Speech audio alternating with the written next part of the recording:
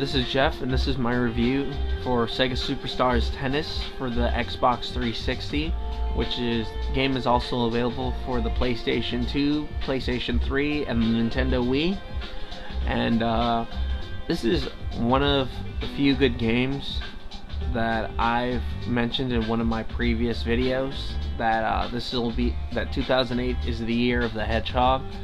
Though it's not a stellar, spectacular game that reaches up to the ranks of, say, Madden or any other sports game, this is still a pretty decent game, despite the fact that it features many cute and cuddly Sega characters. Now, gameplay. Now, this game was developed by Sumo Digital, and they're the ones that did the really well done Virtua Tennis 3. Now, this game, though the controls, they feel a little off at times.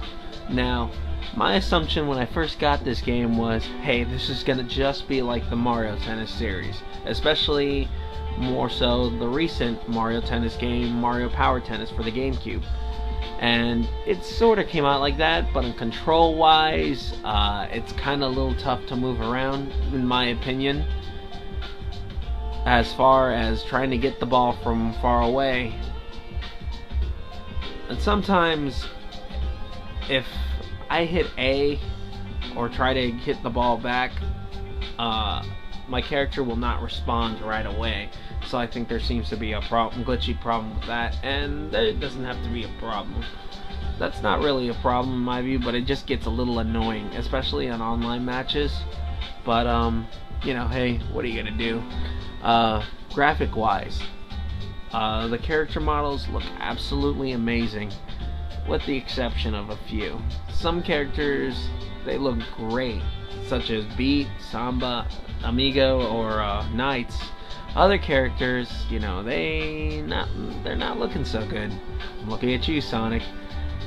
Very surprised that Sonic's model looks very weird, especially since, you know, he's on the cover. He seems, even though he's part of the Sega Superstars, it seems like he's the star of the show, him being the most popular of the Sega characters.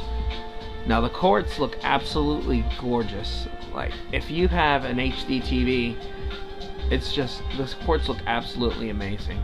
I mean, you will be too preoccupied looking at how gorgeous the stages are to pay attention to the matches, which just happened to me a couple of times, actually. Now, the meat and potatoes of this game is a mode called Planet Superstars, which lets you play certain mini games, and which, I repeat, if it's not single matches or double matches, it's hit the ball, dodge the ball, hit this person on a normal time, try to survive, get a high score. Now, it's all good, it's all fun and all, but sometimes it does get repetitive, especially in like the Sonic or the House of the Dead stage, which for some reason is called Kieran Mansion, which I don't really understand why. I mean, this is the House of the Dead. It was already called that in the Sega Superstars, and I don't know why they changed it. I guess to make this more family oriented. We're like, oh my god, House of the Dead. But what are you gonna do? But yeah, it gets especially really repetitive in the Planet Superstars with the same modes over and over again. I mean, but unfortunately you're gonna have to go through with it, because this mode not only unlocks the other courts or the special mini games but it also unlocks courts and characters as well. I think the best ones that I've played so far would have to be the Puyo Pop Fever and Choo Choo Rocket mini games. Now those are fun. Those were actually the best ones that I played. The Virtual Cop one is as well, which is also called Virtua Squad in this version for some reason. The character lineup, I would say disappointed, because the majority of the characters that are on the lineup, they're basically, the majority of them are clones of the starting characters. Well, let me just put out the names of the characters that are out there in case you haven't gotten this game. Spoiler alert. Woo! But from the Super Monkey Ball series, you got I and Mimi. From the Jet Grind Radio series, you got Beat and Gum. From the Space Channel 5 series, you got Ooh La La and Pudding. Let's see, you got Amigo from Samba de Amigo. You have Alex Kidd, who hasn't been around since the 80s, who was Sega's quote-unquote official mascot before Sonic the Hedgehog. You got Gilius from Golden Axe. I think I pronounced his name right. I'm gonna get killed and smacked over the internet if I didn't pronounce his name right. Hope I did. And am I forgetting anybody else? You got Knights and Riala from Nights into Dreams, and taking up the majority of the roster from the Sonic the Hedgehog series. You got Shadow, Amy, Tails, Dr. Eggman, and Sonic the Hedgehog himself. Now, the lineup was pretty good. I understand why they had to fill up the lineup with Sonic the Hedgehog characters. My problem is that I'm very surprised that they did not put Knuckles in there. So, that's a little disappointing. I think people would have a problem playing as Tails, or...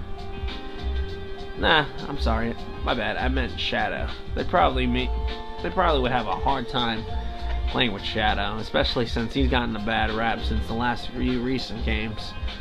But as far as the other characters are just basically clones. Mimi is a clone of Ai. Riala is a clone of Knights. Pudding is a clone of Ooh La La. Gum is a clone of Beat. And I'm just very surprised that they didn't add any other characters or franchises to the series, such as Phantasy Star, or, Crazy Taxi, Virtua Fighter. I'm very happy that they did bring in Virtual Cop. That was a good move. But, and even Billy Hatcher. I mean, some of the characters that were in the original Sega Superstars Tennis aren't even in this game. I mean, they didn't have to be a court, they would have to be a playable character at least. Make it different. Don't make like half of the roster the same playable character. Even Sonic and Shadow are identical, if not, they're different,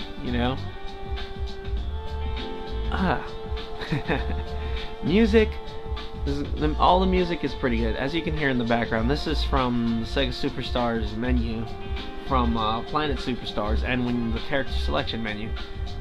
Kind of chill, nothing special. But as far as the court goes, the music is just absolutely amazing. All the classic music that was in the Sega games, be it the Green Hill Zone theme or the Samba de Janeiro, all the songs that were in all these games are just, I can just go on and on. The music is just awesome in this game. My overall view that this game is pretty decent and is pretty good to play, especially, when you're by yourself. You can just take the time to unlock all the characters. Otherwise, this is a great multiplayer game to play with other people. I've had a chance to play with this online. Now, online play is only available for the 360 and the PS3. But, from what I've played, there's a little bit of lag, there's voice chat, and there's leaderboards. And you can actually watch other games that people have played, and will be saved online, and you can actually watch these games, see how other people do. Once you play, people will actually watch your games as well. But the overall online and offline multiplayer is what really sells this game. Overall, this is a really good game, but a few of the hits and misses here and there. Alright, let's review my pros and cons. As the pro, the graphics and courts look absolutely amazing. A good lineup of characters, sort of. The music is just fucking amazing. Multiplayer, on and offline, is just fun. Now the cons, a little more variety with the characters. Some of the character models just don't look great, Sonic, and you just don't have that oomph that Mario Tennis had, unfortunately. But it's still a pretty decent game. I give this game a 7 out of 10. Thank you for watching. Thank you for watching this video and my review, and we'll see you guys later. Bye.